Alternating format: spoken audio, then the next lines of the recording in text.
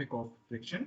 और फ्रिक्शन के हवाले से जब हम बात करें तो हमने फ्रिक्शन को खासतौर पे अगर हम ड्राई फ्रिक्शन की बात करें तो ड्राई फ्रिक्शन की हमने डेफिनेशन देखी थी लास्ट लेक्चर में, और फिर हमने जो है वो थोड़ा सा देखा था कि इक्विलिब्रियम और इम्पेंडिंग मोशन और मोशन में ये फ्रिक्शन जो है वो किस तरह बिहेव करती है, फ्रिक्शन का इफेक्ट जो है वो किस तरह आपने जो है वो मॉडल करना होता है। Then we move to our main topic which is problems involving dry friction, कि आपके पास जिन प्रॉब्लम में फ्रिक्शन इन्वॉल्व हो उनको किस तरह सॉल्व करना चाहिए, किस तरह उनको अप्रोच करना चाहिए, हमने इसके हवाले से डिस्कशन की थी।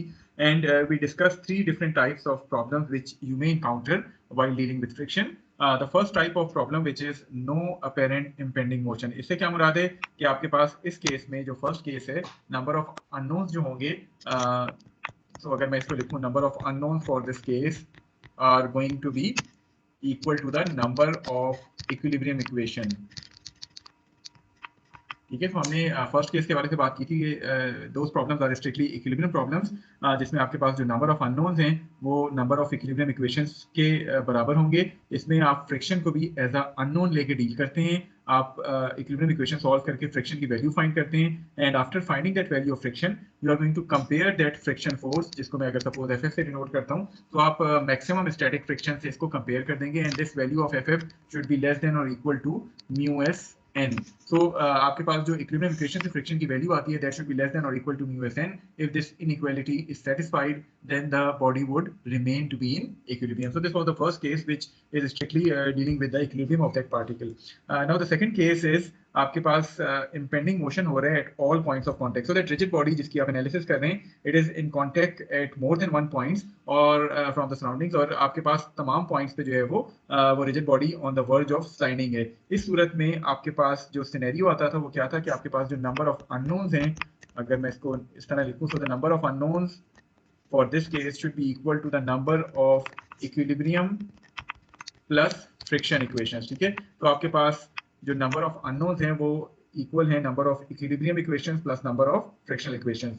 चूंकि ऑल पॉइंट्स ऑफ कांटेक्ट पे इंपेंडिंग मोशन हो रहा है, तो at all points of contact you can apply friction force to be equal to mu S N, और आपके पास फ्रिक्शन इक्वेशन भी इतनी आ जाएंगी कि इक्विलिब्रियम के साथ डील करके आप टोटल अननोन्स जो हैं उनको सॉल्व कर सकते हैं। इन दोनों केसेस में for case 1 as well as case 2 आपके पास एक यूनिक सोल्यूशन पॉसिबल होते हैं, बिकॉज आपके पास अननोन्स और इक्वेशन जो है वो बराबर हैं। Now coming to the third case, जिसमें आपके पास जो रिजिड बॉडी आप कंसीडर कर रहे हैं, it is in contact with the surroundings from more than one point and impending motion occurs at some points of contact. इस केस में आपके पास जो number of unknowns थे, so the number of unknowns for this case is equal to the number of equilibrium equations plus some frictional equation. यानी आप अगर दो पॉइंट पे कांटेक्ट है आपके पास, तो आप करते क्या हैं कि उन दोनों पॉइंट्स पे जो फ्रिक्शन इक्वेशंस हैं वो दोनों अप्लाई नहीं करते, रादर आपके पास चूंकि अननोन्स, सपोज आपके पास अननोन्स 3 है, आपके पास इक्वेशंस 4 आ रही हैं, तो फ्रिक्शन इक्विलिब्रियम इक्वेशंस तो आप यूज करते हैं अपने सोल्यूशन में, फ्रिक्शन इक्वेशंस को आप जज करते हैं कि किस पॉइंट पे अप्लाई करनी है। आइदर पॉइंट ए, अगर दो पॉइंट से कांटेक्ट है और बी से, तो आइदर पॉइंट ए के ऊपर अप्लाई करें या पॉइंट बी के ऊपर अप्लाई करें, और उसके हवाले से फिर आप कंडीशंस को देखते हुए सोल्यूशन को अपना जज कर रहे होते हैं। So these are the 3 different cases जो कि हमने लास्ट वीक डिस्कस किए थे। तो अभी हमने इन केसेस से रेलेवेंट कुछ प्रॉब्लम्स भी एग्जांपल्स भी सॉल्व की थी। आज हम कुछ एग्जांपल्स और एक्सरसाइज के प्रॉब्लम जो है वो सॉल्व करेंगे, ताकि आपकी फर्दर अंडरस्टैंडिंग इन केसेस के हवाले से और फ्रिक्शन के हवाले से हो सके। आई होप ये थ्योरी जो अभी मैंने तीनों केसेस बताए हैं तमाम लोगों को क्लियर है। Okay, so moving to example 8-5, in which we have two particles, block A and block B. Block A has a mass of 3 kg, whereas block B has a mass of 9 kg. These two blocks are being connected together through weightless links AC and CB, as shown to you in the figure. You need to determine the largest vertical force P, यानी आप इस pin के ऊपर एक अदद force apply कर रहे हैं, which is this vertical force P. So you need to determine the largest vertical force P that can be applied to this pin without causing any movement. Now the coefficient of friction between these blocks and the contacting surfaces is given to us as 0.3. So ये दो blocks हैं हमारे पास, दोनों का mess given है, हम इसको particle लेके मॉडल करेंगे, बिकॉज जाहिर है इसकी डायमेंशन नहीं गिवन, सो हम इसको एज अ पार्टिकल लेके मॉडल करेंगे। ये दोनों ब्लॉक्स कनेक्टेड हैं दो वेटलेस लिंक्स के साथ, पिन सी के साथ। आप वो वर्टिकल फोर्स पिन पी पे अप्लाई करते हैं, वो क्या मैग्नीट्यूड होना चाहिए इस वर्टिकल फोर्स पी का without causing any motion for either of these blocks. So first of all, can you tell me, is it case 1, case 2 और case 3? ये जो हमने 3 केसेस पढ़े हैं, इनमें से कौन सा केस है this problem, this example?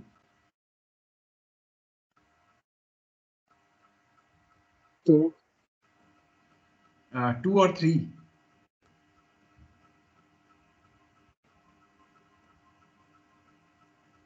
Ji any wallet? Yes, it is case 3 basically.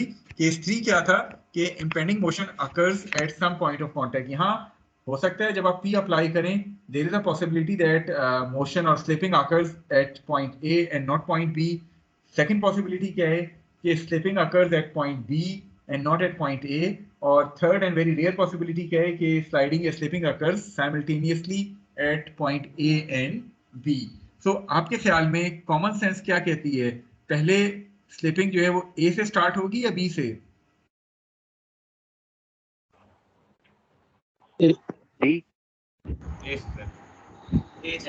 Any reason ए से क्यों स्टार्ट होगी?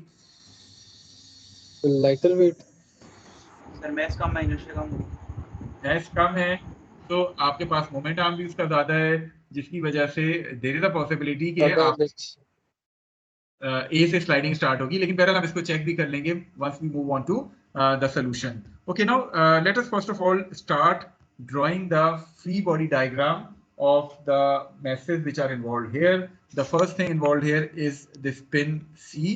इस पिन के ऊपर एक अदद तो ये फोर्स एक्ट कर रही है जो कि आपकी अप्लाइड फोर्स है, vertical applied force C.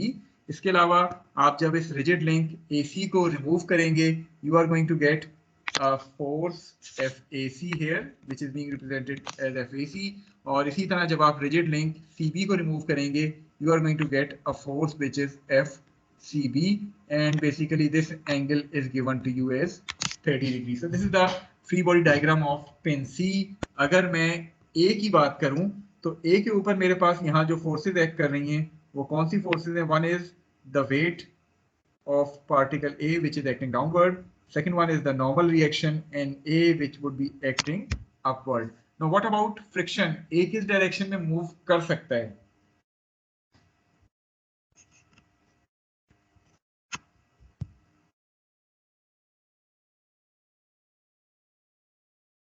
What is the possible motion direction of A? Backward left की तरफ। तो अकॉर्डिंगली आपके पास जो फ्रिक्शन फोर्स आएगी that is going to be towards the right. इसके अलावा आपके पास ये लिंक ए जो है वो AC से कनेक्टेड है, तो once you remove that link AC you are going to get a force which is FAC here, और ये एंगल आपको 30 डिग्रीज का गिवन है। Okay, now coming to particle B। अगर हम पार्टिकल B की फ्री बॉडी डायग्राम बनाना चाहें तो पार्टिकल B का weight it is acting downward, तो मैं इसको WB के तौर पे लिख लेता हूँ, and B would be acting upward as shown to you the figure. Then this particle is being connected with a rigid link CB. So once I remove that rigid link, I'm going to get a force which is FCB here. और particle B किस direction में move कर सकता है? Right side पे move कर सकते हैं, लेफ्ट साइड पे फ्रिक्शन। ओके, तो फ्रिक्शन हमारे पास अकॉर्डिंगली लेफ्ट की तरफ आ जाएगी। सो आई होप कि ये सारी फ्री बॉडी डायग्राम्स हर एक के क्लियर हैं। अब तक फ्री बॉडी डायग्राम्स की इतनी आपको प्रैक्टिस हो जानी चाहिए कि ये फ्री बॉडी डायग्राम्स क्लियर हैं तमाम लोगों को।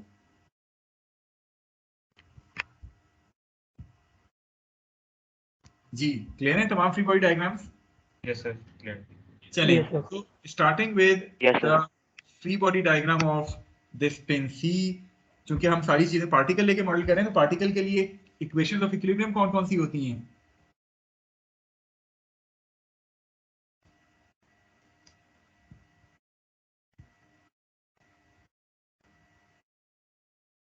जी, what are the equations of equilibrium for a particle?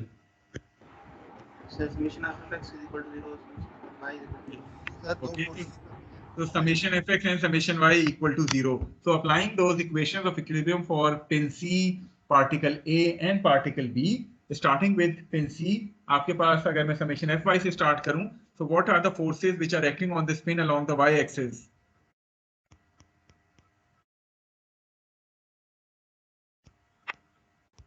One is FAC cos 30 and the other one is P.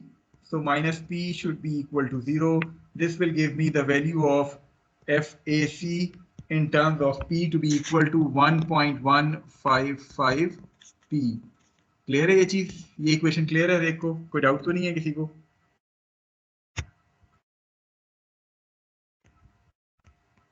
Clear है sir. Okay, about x axis अगर मैं इस इक्वेशन को अप्लाई करूं तो then there is going to be a component of FAC, but this time it is going to be FAC sin 30 with a positive sign minus FCB should be equal to 0. This will give me the value of FCB in terms of P to be equal to 0.577 P. So let me call it as equation number 2. Okay, moving forward and moving to block A. अगर मैं block A के ऊपर इसी तरह summation fx और summation fy इस्तेमाल करूं, अब मैं सिर्फ एरो बना रहा हूं taking positive x axis towards the right. f जो A के ऊपर x डायरेक्शन में फोर्सेस एक्ट करनी है, one is FA, the other one is FAC sine of 30 minus sine sir है जी, माइनस का साइन भी आ जाएगा, मैंने साइन की जगह इसीलिए छोड़ी थी। So FA minus FAC sine 30 should be equal to 0। Already मेरे पास FAC in terms of P आई हुई है, तो मेरे पास FA भी यहाँ से इन टर्म्स ऑफ P आ जाएगी, which comes out to be 0.577 P. Let me call it as equation number 3. Similarly, taking summation of forces along the y-axis on particle A, जो forces act कर रही हैं, one is NA, the other one is WA, and the third one is the component of FAC. So FAC cos 30 आपके पास आ जाएगा, should be equal to 0. This will give you the value of NA in terms of P as well. That value comes out to be P plus 29.43. यहाँ तक clear है? देखो कोई doubt तो नहीं है इक्वेशंस ऑफ इक्विलिब्रियम से? Okay, now moving to the final particle, which is particle B. उसके बाद मैं आपको बताता हूँ ये हम सब कर क्यों रहे हैं। So for particle B, once I am taking summation fx equal to 0, there is a force which is FCB acting toward the positive x-axis minus FB to be equal to 0. This will give me the value of FB in terms of P as 0.577 P. Let me call it as equation number 5. And the final equation is, अगर मैं y direction में देखूं तो pin B के ऊपर जो forces act कर रही हैं, one is NB minus WB। कोई और फोर्स है? No, sir. Okay, so this will give me the value of NB to be equal to WB, और वो मेरे पास आ जाएगी 88.29 न्यूटन। अच्छा, अब ये मेरे पास 6 इक्वेशंस थी इक्विलिब्रियम की। अननोन्स कितने से अगर मैं इन इक्वेशंस को गौर से देखूं?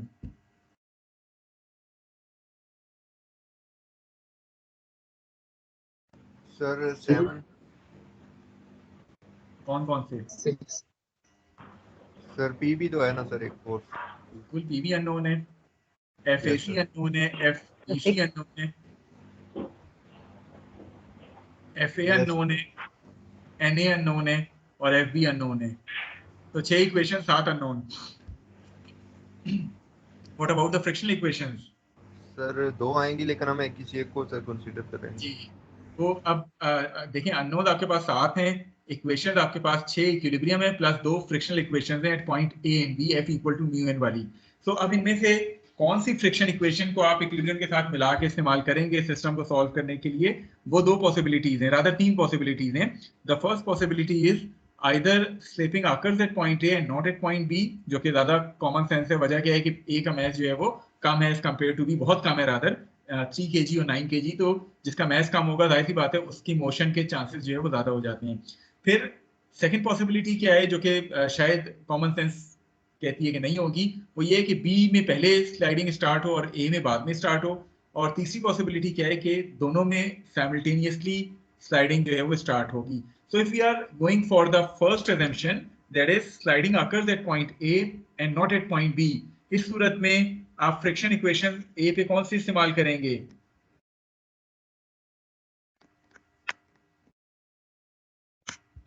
आप कह देंगे friction at A is going to be FA equal to mu S N A, और आप FB की वैल्यू जो है वो इक्विलिब्रियम इक्वेशन से डिटरमाइन करेंगे, ऐसे ही है।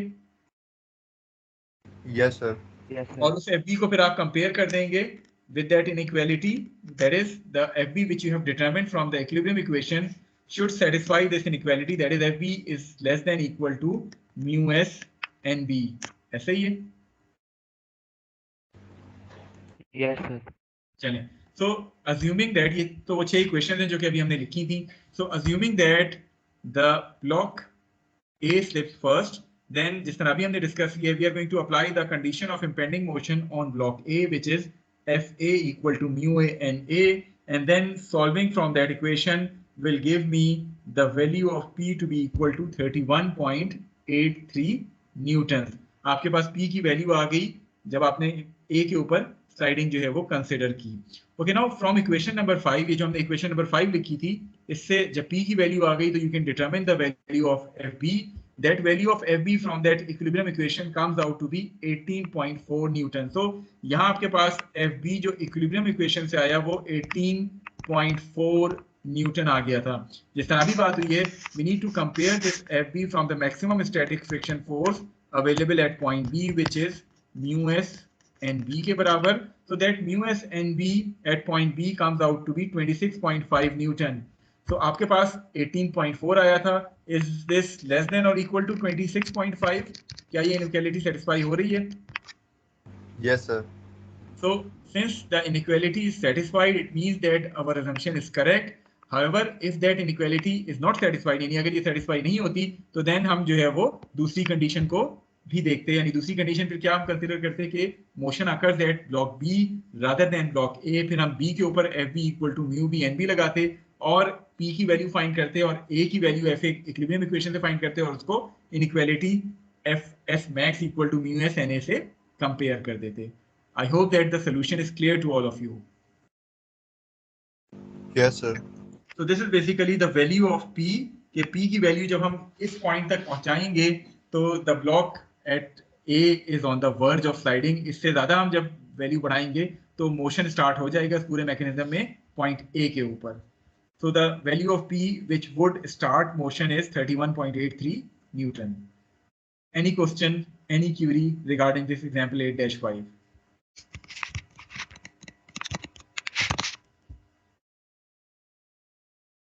Excuse me sir. जी पूछें। सर थोड़ी सी ये कंफ्यूजन हो रही है कि यहाँ पे केस कौन सा लगेगा, केस 1, केस 2 और केस 3? देखिए case 1 is strictly equilibrium condition, ठीक है। तो केस 1 तो आपको क्वेश्चन की वर्डिंग पढ़ के पता चल जाता है कि इक्विलिब्रियम वाली कंडीशंस आपको कही जा रही हैं या नहीं कही जा रही। तो केस 1 को तो बिल्कुल आउट कर दें। केस 2 और केस 3 में कंफ्यूजन है। केस 2 क्या कहते हैं कि आपके पास जहां जहां से भी ये मैकेनिज्म कनेक्टेड है सराउंडिंग के साथ, उन तमाम जगहों पे इंपेंडिंग मोशन वाली कंडीशंस है। मसलन अगर मैं इस पे केस 2 लगाता तो इसका मतलब क्या था कि एफ ए आपके पास म्यू एस एन ए के बराबर है और एफ बी आपके पास म्यू एस एन बी के बराबर है। अब आपने खुद देखा है कि आपके पास जो इक्वेशंस आ रही हैं वो 6 इक्वेशंस ये प्लस 2 इक्विलिब्रियम इक्वेशन, अगर मैं इन दोनों को लूं तो ये 8 इक्वेशन हो जाती हैं। अननोन्स मेरे पास 7 हैं, तो 7 अननोन्स 8 इक्वेशंस, यूनिक सोल्यूशन तो पॉसिबल ही नहीं होगा। तो ये केस 2 तो बनता ही नहीं है क्योंकि केस 2 आपका यूनिक सोल्यूशन देता है। इट मींस कि ये केस 3 बनेगा जिसमें आप 6 इक्विलिब्रियम इक्वेशन और इन दोनों में से कोई सी एक इक्वेशन को यूज करते हुए कंडीशनल इक्विलिब्रियम वाली कंडीशन जो है वो, इंपेंडिंग मोशन वाली कंडीशन जो है वो अप्लाई कर रहे होंगे। Is it clear? Okay sir. चलिए, any other query relevant to this particular example kindly आप पूछ सकते हैं अभी। तो सबसे पहले तो आपने फिगर देखते हुए थोड़ा सा केस जज करना है ताकि अकॉर्डिंगली आप वो प्रोसीजर लगा सकें कि अगर इक्विलिब्रियम है तो इक्वेशन ऑफ इक्विलिब्रियम से आपने फ्रिक्शन की वैल्यू फाइंड करनी है और उसको कंपेयर कर देना है to this maximum static friction force. अगर तो केस 2 है तो केस 2 में आपके पास अननोन्स जो हैं वो इक्विलिब्रियम इक्वेशंस और फ्रिक्शनल इक्वेशंस को मिला के बराबर होंगे। सो अगेन यूनिक सोल्यूशन आपके पास मिल जाएगा अगर वो केस 2 बनता है। However if it is case 3 तो केस 3 के लिए फिर आपने वो दोनों पॉसिबिलिटीज को इवैल्यूएट करना है अनलेस एंड अनटिल उनमें से कोई एक पॉसिबिलिटी आपको करेक्ट सोल्यूशन ना दे दे। अब यहाँ आपने ब्लॉक ए से शुरू किया कि ब्लॉक ए में मोशन और वो चूंकि सोल्यूशन सही आ गया तो आप यहीं रुक गए।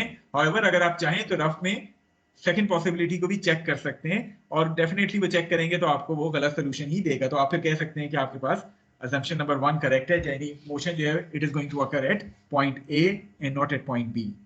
ठीक है?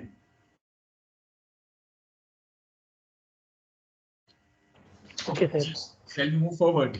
चलिए अब थोड़ा सा एक्सरसाइज के प्रॉब्लम्स की बात कर लेते हैं, starting from the very first problem of this friction topic 8-1. You need to determine the minimum horizontal force P. अब देख लें, वर्डिंग थोड़ा गौर से देखें. You need to determine the minimum horizontal force P required to hold this crate from sliding down the plane. So what should be that minimum horizontal force P which would keep this crate to be in equilibrium? So is it case 1, case 2 or case 3? Sir case 1 sir, equilibrium तो वाला sir. It is case 1 जिसमें आपने equilibrium की condition को apply करना है. और इसमें आप करते क्या थे केस 1 में, थोड़ा सा अगर कोई आप में से एक स्टूडेंट बता सके. सर इसमें फ्रिक्शन को अननोन सर एज अननोन हम लेके सॉल्व करते हैं. सॉल्व हम कैसे करते थे? इक्विलिब्रियम इक्वेशन से. यस सर, सर उसको एक एज अननोन लेके सर. यस. और जो मेरे पास वैल्यू आती थी फ्रिक्शन की, उसको फिर आखिर में मैं जस्टिफाई किस तरह करता था कि मेरा सोल्यूशन करेक्ट है? किससे कंपेयर करता था?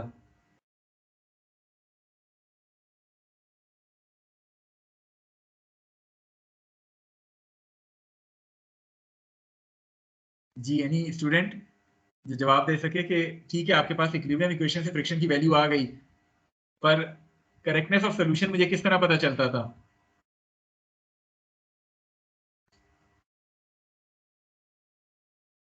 Do you hear me? आवाज आ रही है मेरी? तो सवाल रिपीट करें. सवाल रिपीट मैं कर देता हूँ. मैं पूछना ये चाह रहा हूँ कि जिस तरह आप में से किसी एक ने कहा कि इट इज केस 1 जिसमें हम फ्रिक्शन को अननोन लेके हम इक्विलिब्रियम इक्वेशन से उसकी वैल्यू निकालते थे. वो वैल्यू आने के बाद how I am going to decide कि whether this value is correct और नॉट, और इन अदर वर्ड्स ये पार्टिकल जो है या रिजिड बॉडी जो है इक्विलिब्रियम में रहेगी या नहीं, कैसे मुझे पता चलता था? तो आंसर पॉजिटिव होता शायद. हम उसको उस मैक्सिमम स्टैटिक फ्रिक्शन से कंपेयर कर देते थे ना. Yes sir. ठीक है, तो उसको मैं स्टैटिक फ्रिक्शन जो मैक्सिमम वैल्यू है, लिमिटिंग वैल्यू, उससे कंपेयर कर देता था. अगर तो वो इनइक्वालिटी सेटिस्फाइड है, दैट इज जो आप फ्रिक्शन की वैल्यू फाइंड कर रहे हैं, इट इज लेस देन और equal to the maximum static friction force, it means के the block would remains in equilibrium. Okay, so is it if this is case 1, let me first of all draw the free body diagram of this block. So this is going to be the weight which would be acting downward. Then आपके पास जो angle आएगा, this angle is going to be 30 degrees जो कि आपको given है. आप जब फ्लोर को रिमूव करेंगे तो आपको क्या मिलेगा? सर एक normal force sir. Normal force मिल गई, वो आपने ड्रॉ कर ली. Okay, what is the tendency of this block to do motion, downward और up the incline? Sir downward. Okay, so accordingly friction force आपके पास अब दिस Upward इंक्लाइन आनी चाहिए. सो इसको मैं एफ के साथ या एफ के साथ जो है वो डिनोट कर लेता हूँ. So these are the forces which are acting on this block. The axis which I am going to take for my analysis is x y axis जो कि मेरे पास ये वाली axis है. Along the incline मैंने x axis कह दी है और perpendicular to the incline मेरे पास y axis आ गई है. So अगर मैं वो axis लेता हूँ, it means कि मुझे p को भी resolve करना पड़ेगा x और y के along. So ये angle आपको 30 degrees given है. So the free body diagram is clear to all of you. Any doubt regarding the free body diagram? No sir. चलिए, so starting with applying the conditions of equilibrium. Since आपके पास given है that since आपके पास given है that the crate is on the verge of sliding. Again थोड़ा सा wording और से पढ़ें. I have just read the wording again. Is it case 1 or case 2? Sir मैं यही सोच रहा था कि impending motion eight all points हो रहा है ना, केस 2 नहीं है. तो वो जो हमने शुरू में डिस्कशन की, दैट वाज रॉन्ग. हमें बेसिकली ये करना था, आप देखें इसकी वर्डिंग पढ़ें. You need to determine the force P required to hold the crate from sliding down the plane, यानी मिनिमम फोर्स P जो एक तरह से इसका इंपेंडिंग मोशन बना रहा है. So it is not case 1, rather it is case 2. कैसे केस 2 है, कोई बता सकते हैं? This block is on the verge of sliding down. Sir क्योंकि मोशन अबाउट टू स्टार्ट है सर. जी, मोशन अबाउट टू स्टार्ट है, तो आपने P की वो वैल्यू फाइंड करनी है जिसपे ये मोशन को होने से रोक रहे हैं, मिनिमम वैल्यू पी की, तो मोशन आप कहेंगे कि इट इज अबाउट टू इम्पेंड, इससे आपको पी की मिनिमम वैल्यू जो है वो मिल जाएगी. So it is case 2, that is impending motion at all points of contact. इसमें तो point of contact एक ही है, तो उसके ऊपर impending motion हो सकता है. उसके लिए कंडीशन क्या थी impending motion at all points of contact के लिए? Sir, number of unknowns is equal to number of equilibrium unknowns, plus frictional.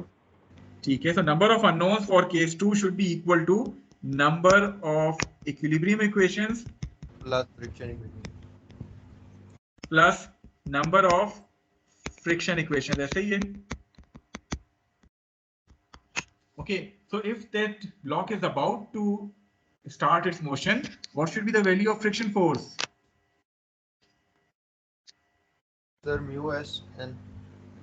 So mu s n a. So starting our analysis and applying the equation of motion and applying the summation equation along the x-axis, आपके पास कौन सी forces x direction में act कर रही हैं जो x direction हमने लिया है along the incline?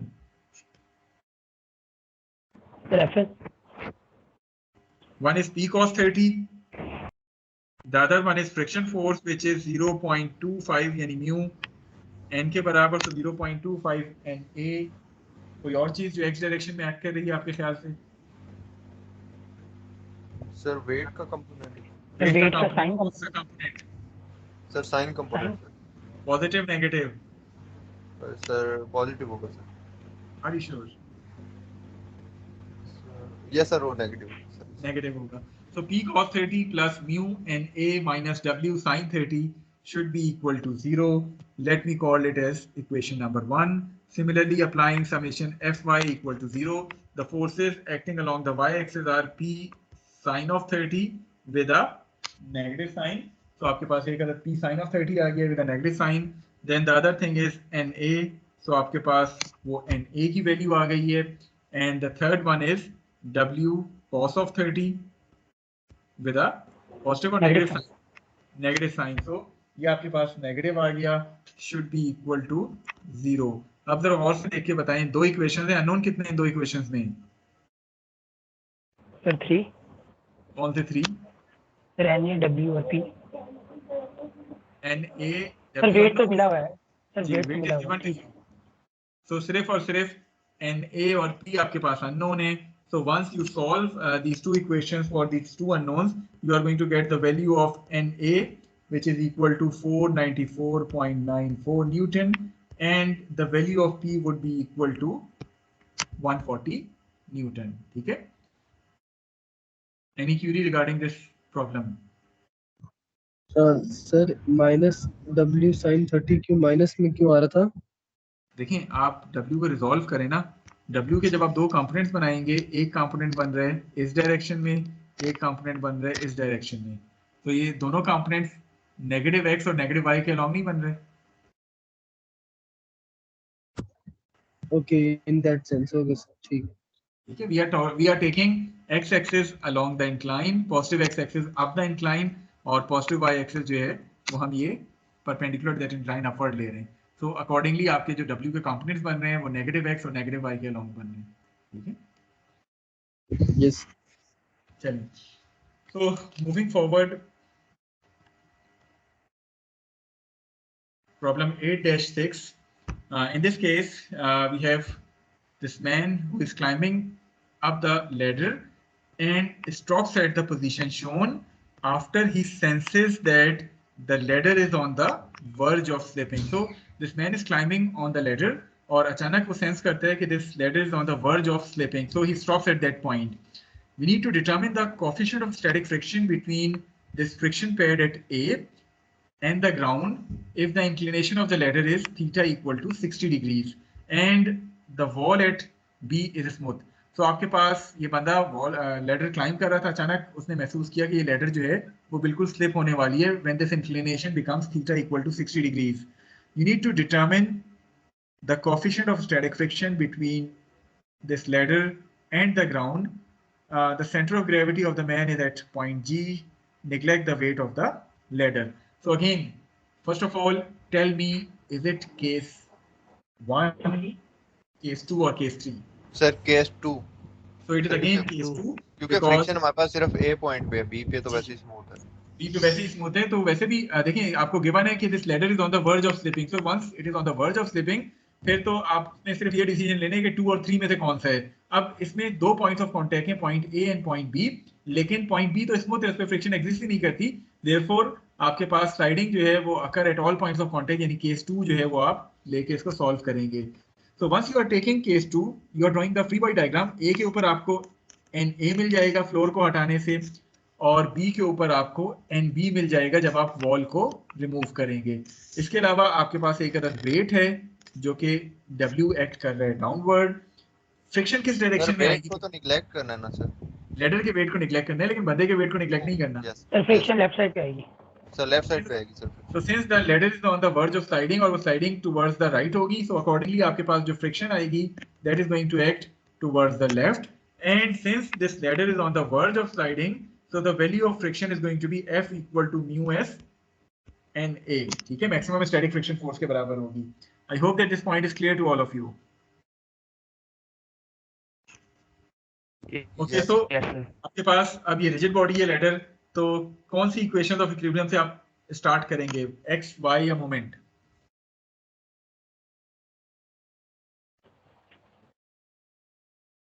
Sir moment ले लें सर, एन बी अच्छा, मिल जाएगा। मोमेंट से ज्यादा अगर मैं देखिए, अगर मैं x समेशन fx लेता हूं तो उसमें तो दो अननोन्स इन्वॉल्व हो रहे हैं, nb और fa, ऐसे ही है। Yes sir. अगर मैं fy लूं तो उसमें कितने अननोन्स इन्वॉल्व हो रहे हैं? Sir, one. सिर्फ एक अननोन है ना, तो Sir, na वेट तो फाइंड कर लेंगे। जी na minus w should be equal to 0, isn't it?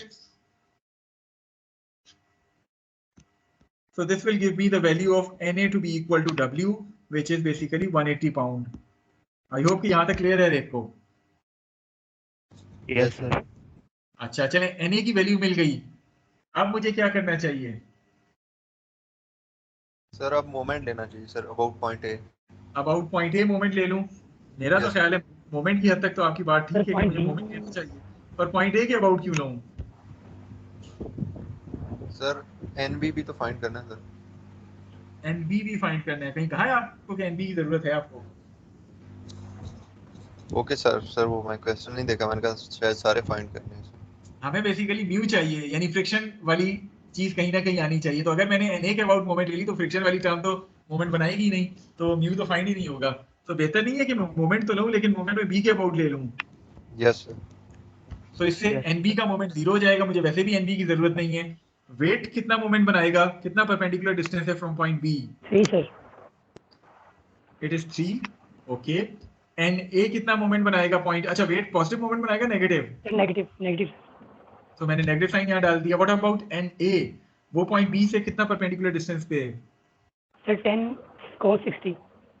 तो 10 cos 60 आपने लिख लिया यहाँ, पॉजिटिव नेगेटिव? पॉजिटिव। पॉजिटिव आ गया। और तीसरी चीज म्यू एस एन ए है, यानी फ्रिक्शन जो है वो परपेंडिकुलर डिस्टेंस कितना है उसका from point B? Sir 10 sin। तो 10 sin 60 आपने लिख लिया। Positive moment negative moment? Sir negative. Negative moment, so that should be equal to 0। So from this equation आपके पास अननोन क्या है? Na तो आपने फाइंड कर लिया इक्वेशन 1 से, so the only unknown here is mu s. So once you solve it, mu s what comes out to be 0.231. So this is going to be the value of coefficient of static friction. Is it clear to all of you?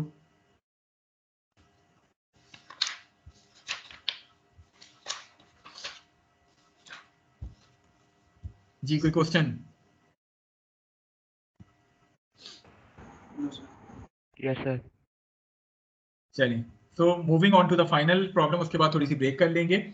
8-7 again आपके पास एक uniform rod है, uniform pole है, जिसका weight आपको given है 30 pounds and it has the length of 26 feet.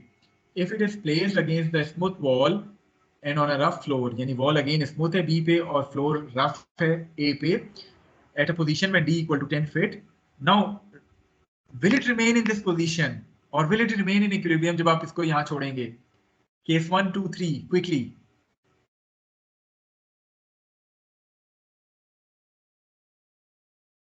Sir case 1।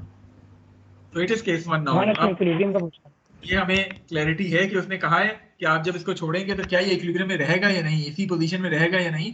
तो it is case 1 जिसमें आप फ्रिक्शन को अननोन लेके सॉल्व करेंगे और फिर उस वैल्यू को कंपेयर कर देंगे मैक्सिमम स्टैटिक फ्रिक्शन के साथ। तो अगर मैं इसकी फ्री बॉडी डायग्राम बनाऊं, वेट इसका डाउनवर्ड एक्ट करेगा जिस तरह हमने इससे पिछली प्रॉब्लम में लिया था, Na आपका अपवर्ड एक्ट करेगा और फ्रिक्शन किस डायरेक्शन में एक्ट करेगी?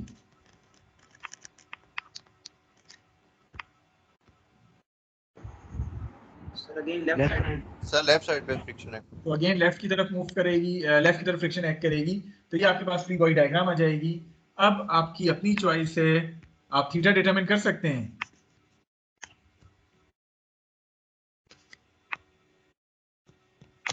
Can you determine this theta?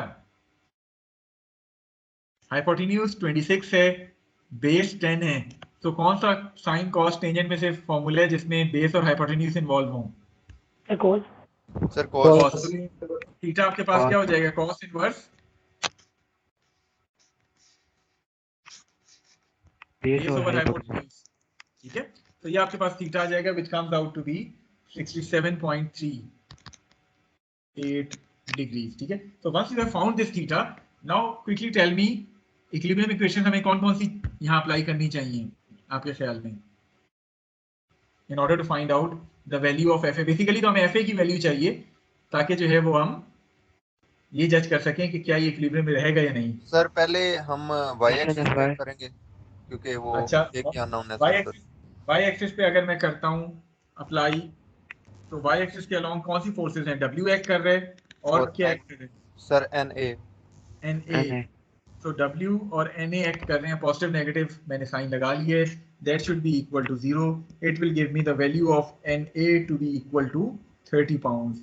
और उसके बाद फिर सर अभी दूसरे लगा लेंगे सर x एक्सिस पे। अच्छा, एक्स पे लगाता हूँ तो मुझे एफ ए मिलेगा यस सर। और एन बी मिलेगा, ऐसे ही है। Yes sir. चलिए सर लेकिन मोमेंट ना लगा लें सर इसको। चलिए मोमेंट लगा लेते हैं। मैं तो ये पूछना चाह रहा था कि आप क्यों उसकी तरफ जा रहे हैं, पहले मोमेंट क्यों नहीं लगा लेते? Yes sir. तो किस पॉइंट के अबाउट मोमेंट ले लूं? Sir B B Y B. Sir हमें Na फाइंड करना है तो एन ए तो मैंने एन ए तो ऑलरेडी आपने फाइंड कर सर सर फ्रिक्शन फाइंड करनी है ना Fa। हाँ, तो आपने ए पॉइंट के अबाउट मोमेंट ले लिया, तो फिर तो Friction तो निकल आ गई। सर B बोला है मैंने सर, A नहीं बोला सर, B बोला। ओके ठीक है, अगर हम बी के अबाउट मोमेंट ले लेते हैं, that should be equal to 0. Okay, what are the forces which are creating moment about point B? One is going to be the weight. Weight का Sir, perpendicular distance कितना है?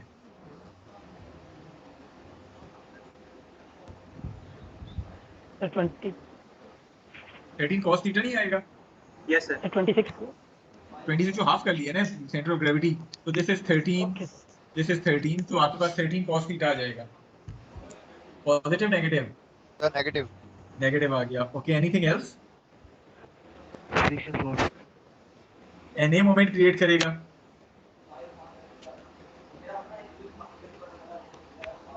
(26 cos theta इसका perpendicular distance है। वो ऐसे 26 cos theta करने की जरूरत है? Na का पीछे परपेंडिकुलर डिस्टेंस तो गिवन नहीं है।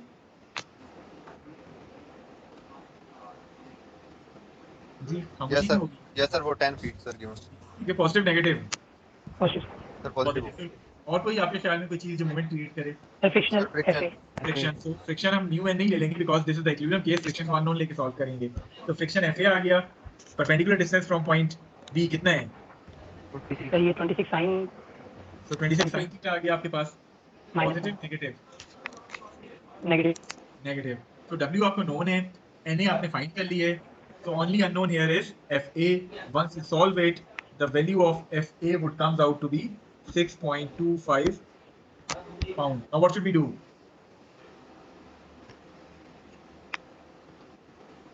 What is maximum static friction? Sir mu S N A sir, उसे कंपेयर करेंगे। It is mu s and a. Mu s आपको given है 0.3, Na आपके पास 30 है, so this F max comes out to be 9 pounds. So is this Fa which you have determined less than or equal to Fa max? क्या ये inequality satisfied है? Yes sir. तो इसका मतलब क्या है?